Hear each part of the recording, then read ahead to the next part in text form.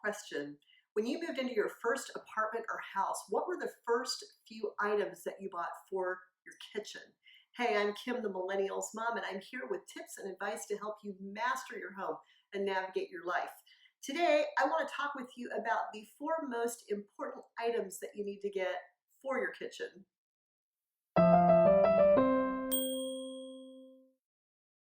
The first most important item you need in your kitchen is a good set of pots and pans. Now, I know if you're already in a kitchen, then you're already using a pot and pan. Totally get it. But these three items are the basic pans that I think that you need to start out, and everything you need to do in your kitchen you can handle if you have these three pans. The first one is a good fry pan. The second one is a saucepan or a sauce pot. And then the third one is a stock pot. And if you have these three, you're pretty much good to go. Now, you want to have a combination of surfaces on it.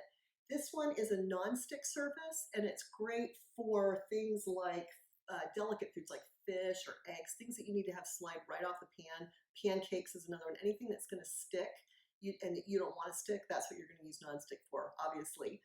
You also want one of these pans, either the stock pot or the saucepan, to have an actual metal surface on it, because there are times when you want the pot to be super hot and actually have something that sort of burns onto the bottom and sears, so that it will actually close off the food and let the juices stay inside. And you can't really accomplish that with a nonstick pan very well.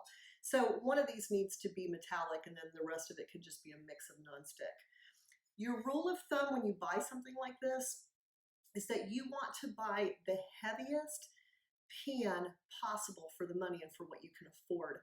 The heavier and the thicker the bottom are on these pans, the stronger they are, and the better heat distribution they have for your food.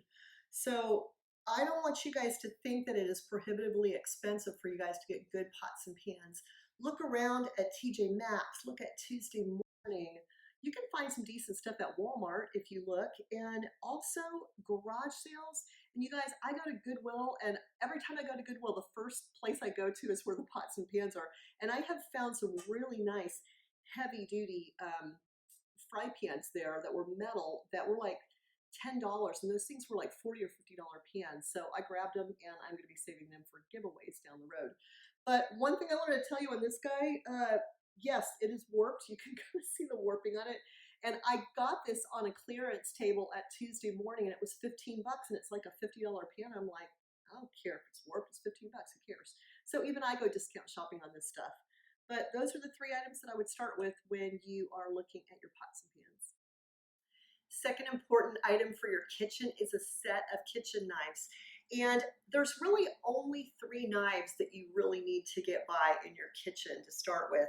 The first one is a chef's knife. It's obviously a big knife for bigger items. They also have a chef's knife that's called a Santoku blade, and that's a Japanese style knife. And either one of these larger knives would work great for you. The second kind of knife that you want is this little guy called a paring knife. And he's really good for peeling some vegetables, or peeling an apple, or cutting a strawberry, just all kinds of things that you would just need a little knife that you don't want to overkill. That's your paring knife. And then the third one that you really want is you want some kind of a knife that has this thing called a serrated blade on it. I'm trying to hold it up close so you can see, but this knife has these little tiny ridges, these little sharp ridges on it, and that's meant to cut really tender food that a blunt knife would just sort of mash. I'm talking about something like the skin of a tomato, soft bread. You want to kind of tear at the edge in order to get the knife to go through. And also sometimes pieces of fish that are real delicate, you want a serrated knife to cut through those. So between the three of them, you have pretty much everything that you need. Now, there's all kinds of quality out there. You can buy inexpensive knives or expensive knives. I want you guys to get whatever you can afford. But I also want to encourage you to think about your knives as one of the most important investments that you'll make in your kitchen. The heavier the knife that you buy, the better. The longer, like if you have a blade where the silver blade actually goes all the way through the, I don't even know if you can see that, but If it goes all the way through to the end of the handle, then that's also the sign of a good quality knife. You want something that weighs heavy in your hands, and you want something ergonometric if you can. And you'll save, like you'll avoid accidents if you do something higher. And then just having them last a long, long, long, long, long time is really important. These particular knives, I'm not sponsored by this, but I love Cutco. You can buy them at like Costco when they do road shows or whatever. But I bought these knives in, let me see, 2016. Blah, blah, blah, blah, blah.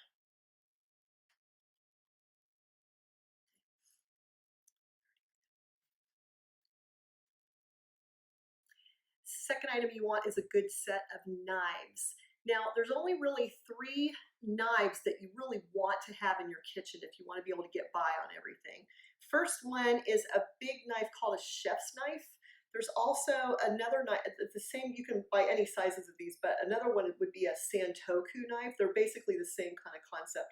They're for larger foods that you want to cut into. The second knife you want is a little small knife called a paring knife, and that's for like cutting an apple or a strawberry, just something small. Maybe you want to peel something. That's what you'd use a paring knife for.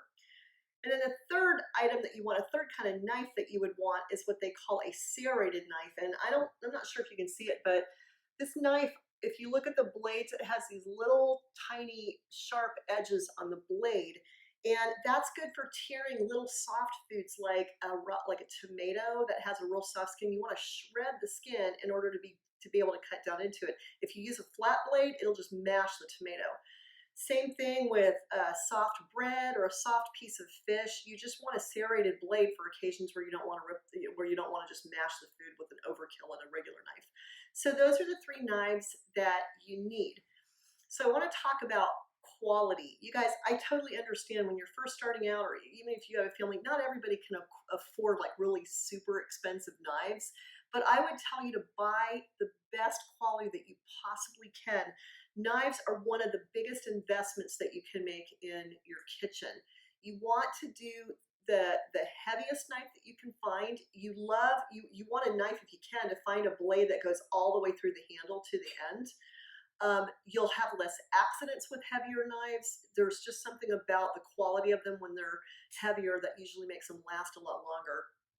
I love cooking, so knives are a really big thing to me. But I bought this particular brand. I'm not sponsored or anything, but I bought this brand of knives called Cutco. They have all matching handles, and I bought this set of knives 26 years ago, and they have lasted all of this time. I send the company these knives once a year, and they sharpen them for free and send them back to me. But I've 26 years later, these suckers are as good as the day that I bought them. And that's what I mean by investing in quality. Now, I tell brides when they're going to register for gifts, I'm like, don't register for one of those big wooden blocks that has all those knives in it. Because I know I'm a snob, but I have never seen a knife block that's less than $300 that has a bunch of knives that will last for a really, really long time or are actually like super high quality. I tell brides, hey, forget the knife block and get yourself, register for 3 really good knives or 4 really, really good top quality knives, and you're going to be better off in the long run. Third item is a cookie sheet, and you will use this a ton. You want something that you can bake a lot of things in, and I'm talking about like a frozen pizza or a frozen pie, cookies, chicken, anything you need to put in the oven that doesn't already have a special pan for it is going to go on the cookie sheet. And also, I use it like in a tray sometimes if I'm going to carry stuff over to a friend's house, like food or potluck or whatever. Man, I'll just put the food on this thing and then I'll put like foil over the top of it. But this is invaluable, and if you have a kitchen, you need to get a good cookie sheet. I personally like to get the cookie sheet that has like a lip around it, this 1-inch lip, because then anything that's liquid gets caught and it doesn't spill in the oven or on the floor. You don't have to spend a ton of money on cookie sheets. You can. There's a lot of really expensive ones, but I've never really felt like you needed to. So get a cookie sheet. You're going to want one. Last most important item for your kitchen, and I know that this is subjective, is a set of matching plates and matching glasses for your table.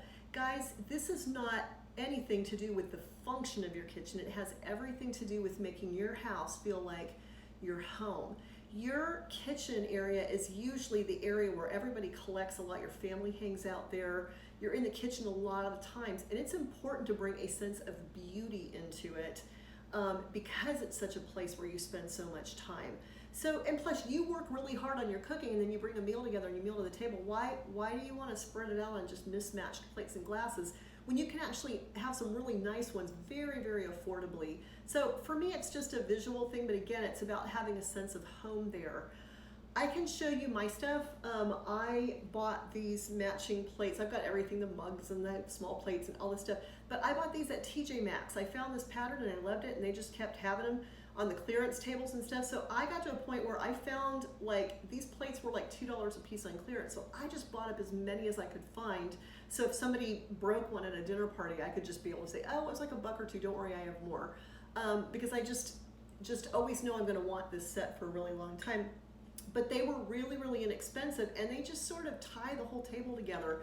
I was going to show you these. I have some nicer glasses too that I was not wanting to put in the dishwasher, but then I found a bunch of these over at Dollar Tree. They're $1 each, and I don't even lose a wink of sleep if one of these things breaks. But it looks really, really good with the plates, and it just pulls everything together. And again, you don't have to spend a lot of money on it. So I encourage you to make your house feel like a home by buying matching plates and glasses and just anything else that you can do to tie your kitchen together, since it's such an important place in your home. And also, if you like this video and you want to see more like it, I have them to click on right there.